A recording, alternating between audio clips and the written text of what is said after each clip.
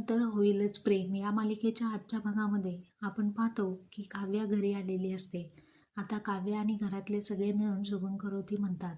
पार्थला आरती देते परंतु तो घेत नाही. त्यामुळे काव्या स्वतःच त्याच्या डोळ्यावरून हात फिरवते.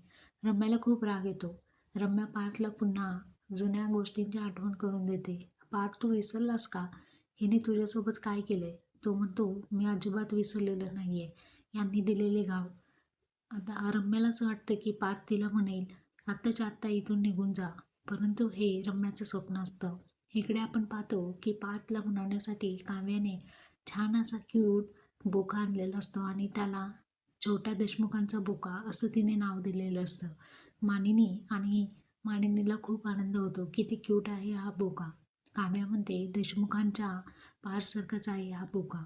त्यानंतर पार्थ जेवत नाही आणि उठून जातो. काव्या म्हणते, गुड नाईट बोक्या. तेव्हा पार्थ सुद्धा तिच्याकडे पाहून गुड नाईट म्हणू लागतो.